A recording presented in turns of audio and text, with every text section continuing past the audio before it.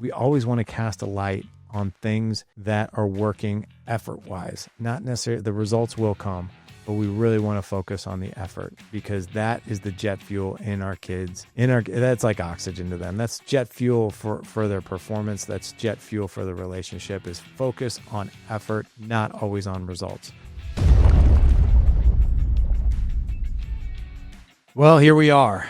We are 1 week away from the costumes. There's fun, there's fear, there's all kinds of stuff in the air.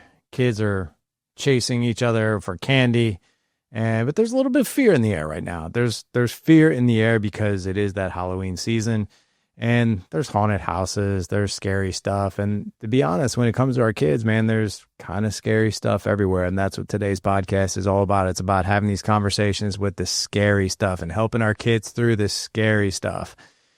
What I can tell you, man, is, when it comes to helping our kids through things that they fear, we have just an opportunity to become their hero, to become a guide, a lead, not to solve their problems, but to guide them through it. And by doing so, we become literally, I think, some of the most interesting dads on the planet, because an interested dad is interesting. And that's truly what our kids want for us. So, but when it comes to fear, it's not all about haunted houses. It's not all about the costumes or anything about like that. It's the fears that our kids face every single day. So it's like the tests at school, it's the bullies, it's maybe it's girls, maybe it's boys, maybe it's big bullies, maybe it's schoolwork. It could be performance at the cheerleading competition. It could be performance at dance. It can be all kinds of different things that our kids fear, and they may or may not be talking to us about it. But if they're not talking to us about it, how do we get them to talk to us about it? And then when they are talking to us about it, how do we become that amazing leader, that safe guide, that interested dad who can guide your kids along the way? And at the end of every conversation, the kids look at you and be like, man, Dad, thank you so much for talking to me. That's really, really helpful. So today what we're doing is the fears that come at us from our kids and how to handle them. So this is going to be short, to the point. Gentlemen, what's going on? Welcome to the Dad Edge podcast. I'm Larry Hagner. I'm your host and founder of this podcast, this show, and this movement. And happy, I guess, pre-Halloween. We're almost there. My gosh, 1 week to go. So welcome here. Thank you guys really quickly for all the support for Pursuit of Legendary Fatherhood. That are my latest book that just came out last month. Thank you guys so much. It hit the top sellers list on Amazon. We had hundreds of pre-orders that went through. I just started sending those out this past week because I literally just got my bulk order of hundreds of books that came in that were pre-ordered, and I've been signing away. I think I have carpal tunnel, but they are being shipped out this week. So there's the update for you guys on all the pre-orders. I'm actually leaving a quick announcement just for anybody who wants to buy the book directly from me. If you guys go to thedadedge.com/legendary book, I'll send you a signed copy in the mail. But I'm also, for the rest of the year, I'm giving away my two most popular courses that I created a few years back. One is called Creating More Patience. That's for men who have a hard time with patience, like me. I'm not the most patient person in the world, but it's not only the external things that challenge me, like my kids or stress or things that come up in my business or anything like that.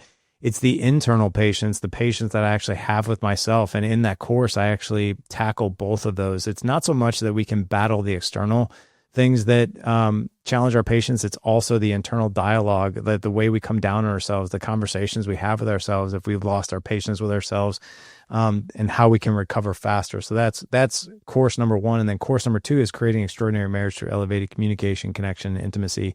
I teach you 11 skills in that course that will help you be a better communicator with your wife, that will help you connect more, that help grow, connect with more intimacy and that type of thing. So those two free courses, if you buy the book for $28, you'll get free access to those to the end of the year. So I'm going to keep that up into the end of 2025. Speaking of new things to come, I wanted to announce this. I don't have a landing page for you guys yet, but I will here in November. A really, really exciting thing that I'm going to be doing, and I'm going to be rolling this out the first of the year. I really want to try something new as it relates to the Alliance, and I'm going to do something new that I've never done before. And I'm going to take a group of men, a cohort of men, on a very, very specific topic that over the years, there are some things in the realm of what we teach that I'm really good at, and there's some in the realm that I'm not. So, and I like to stay away from the things that I'm not great at teaching. But one of the things I am great at teaching and coaching is marriage, connection, and overcoming what I like to call the roommate syndrome. I did some light research on this, and 40 to 50% of couples that stay married can report that at some point in their marriage for a season or maybe longer, they felt like roommates, just simply existing. We're co-parenting together. There isn't a whole lot of intimacy. Our conversations are more like high-level managerial, like it's about the kids, the activities, the homework, the bills, the roles, the chores, all that good stuff. But very rarely we've kind of gotten in this cycle now in the relationship where that's all we do. And there isn't really any date nights anymore. And there isn't really a whole lot of intimacy anymore. We're living under the same roof. We still probably love each other, but we feel like roommates. We feel like friends. And that's not why we got married. So what I'm going to be doing the very first week of January is I'm going to be starting an 8-week cohort for men who are in the alliance and outside the alliance. This could be the time that you join us. I'm going to be starting an 8-week course, and I'm going to be training it live. So it's not a course that you do on your own. I am actually going to be the ones taking the men through this cohort for the first 8 weeks of 2026. And every single week, I'm going to be teaching skills. I'm going to be having guest speakers in there on this topic, on attraction, on how to attract your wife back to you, on how to not be needy, how to not be desperate, and how to like literally attract her back with power. And I'm not talking about being overpower or over domineering. I'm talking about confidence, like the confidence that we used to have early in on the relationship, and to reignite that, to reinvent that. And you will be working directly with me in a group setting for the first 8 weeks of 2026. And it's going to be called Overcoming Roommate Syndrome in Your Marriage. We're going to get back to attracting your wife back. We're going to get back to having sex more often. We're going to get back to intimacy and date nights and having fun and laughter and flirtatious energy and all these different things. And I'm going to be launching that the very first week of January, and I'm only taking a certain amount of men through this. But I'll have more information for you guys as we progress. Like I said, I don't have a landing page for you.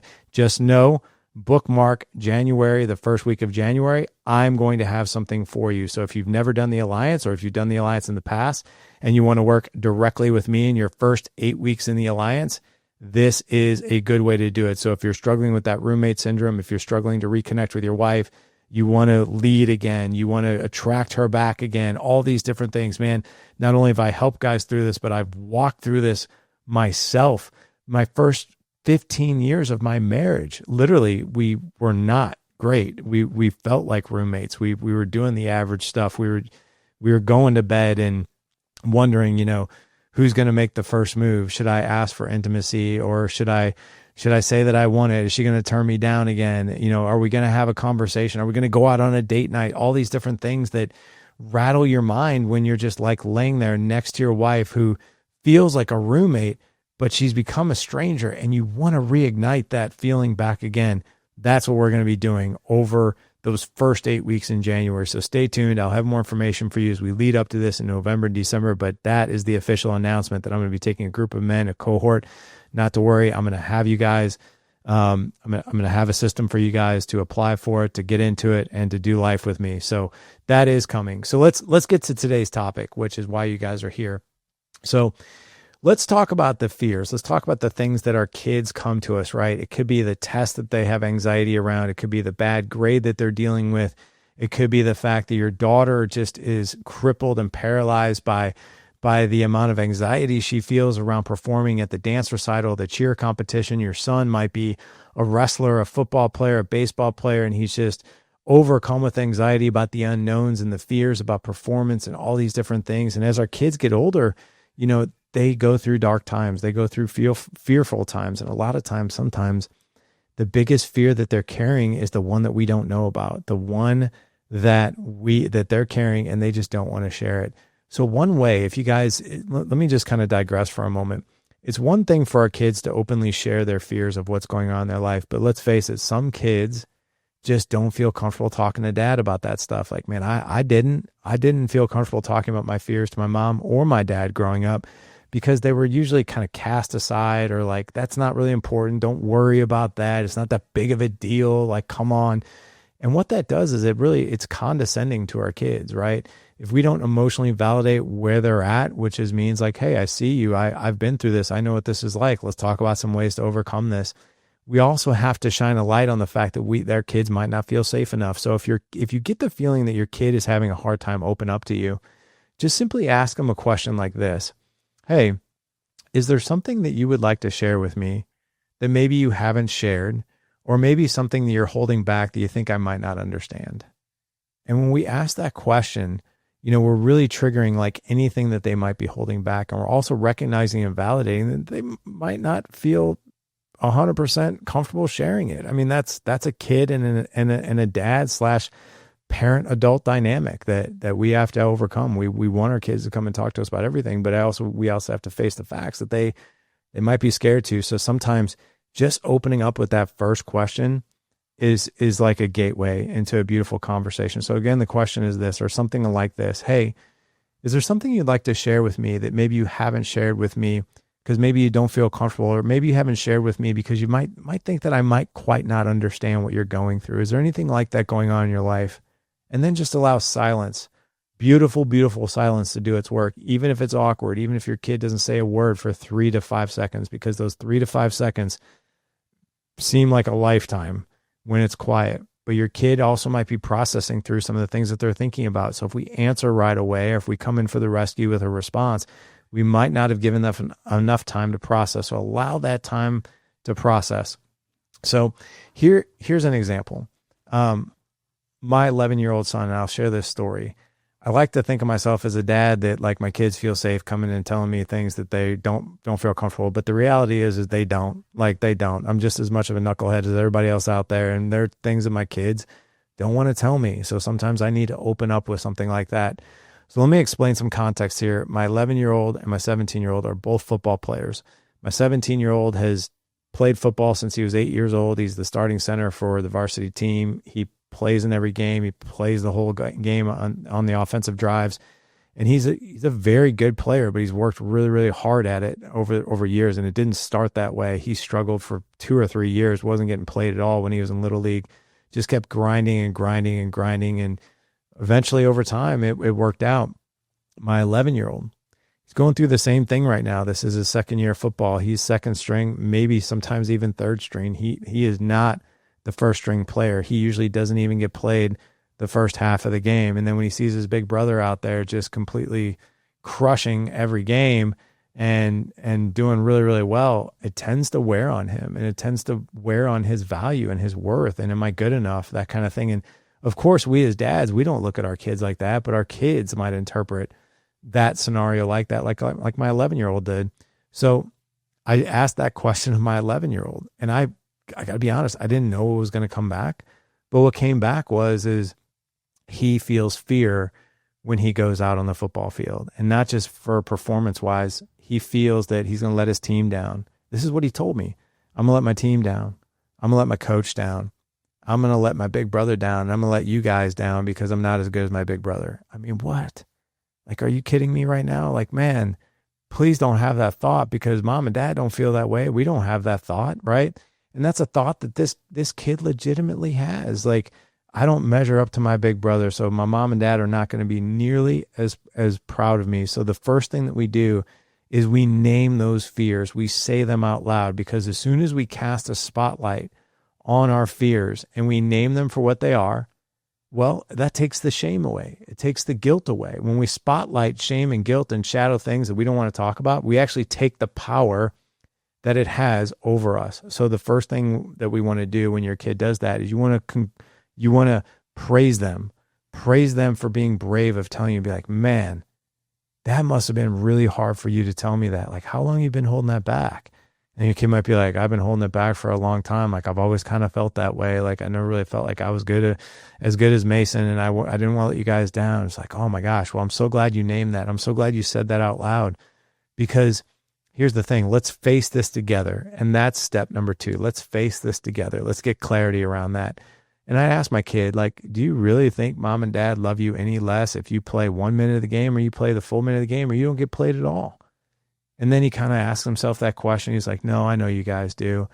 And I was like, do you think that mom and dad are proud of you that you play football no matter how much playing time you get? And he's like, yeah. And I'm like, yeah, but you don't believe it. He's like, no, I don't believe it. I was like, well, let me ask you this. Do you not believe it, or do you not think that we believe it? And he's like, it's actually me. I don't believe it. I'm like, well, I want you to get really, really familiar with believing that, because it doesn't matter to us how much playing time you get. You're out here, you're practicing, you're a part of the team. And while you might not get much playing time now because your older brother didn't, Mason didn't either, his first 2 years, it was around year 3, year 4. That's when he really started getting his wheels under him. That's when he started to develop. And that's really okay, because as soon as we face things like this together, like, how can I support you? Like, what do you want to do about this? And my kid will tell me, they'll be like, you know what? It would really help me if we throw some passes before practice. It would really help me if we practice on the ladder, before we get out to practice. It would really help me if we, did some hits on the tackling dummy before I went to practice. And then being able to name things, facing it together, that will help you do that. And here's the other thing too, when we face things together, and that's, like I said, step number 2. Number 1 is naming it. Number 2 is facing it together. I encourage you guys to share stories with your kids that put you right in the same shoes that they are. I'll be very honest, man. I was not an athletic kid. I did not play football. And the things I tell my kids is like, listen, man, you actually have more bravery than what you think. Like, I wasn't even brave enough to play this game. I played baseball, and that's a great game too. But to be honest, man, like, I didn't think I had the athletic ability to play football. And I probably would have gotten hit over and over again. I probably would have hated the game, and I talked myself out of it. So you, by even playing this game, by putting your pads on, by being out there, by practicing, whether you're second string, third string, or whatever, know that you're still an outlier. You are still one of the brave ones. I guarantee you there's like a couple hundred kids in your class. How many of them are boys? You only got 33 guys on your team. Last time I looked, there's well over a couple hundred in your class. So right there alone, you are of the elite 33 that dare to be different, that dare to do something that's scary, to dare to play a sport that takes courage and bravery and all these different things. So that's how we can face it together. And then the final thing is this. Let's celebrate effort, not results. Let's celebrate effort, not results. Results are important, don't get me wrong, but when it comes to motivating your kid, to really quote Carol Dweck's work and the growth mindset means we always cast a light on effort and lessons learned and the work ethic that we put in versus only results. If we're only focused on results, we will never learn work ethic nearly as well as we can when we really put a spotlight on that. So when our kids are doing something good, like, so for instance, be like, man, I saw you practice last night. You were really hyping up your teammates. You were like in their face, yelling at them, like getting them all hyped up in a positive way, getting them ready for the big play. I love that, man. I also saw that you were faster off the line this time.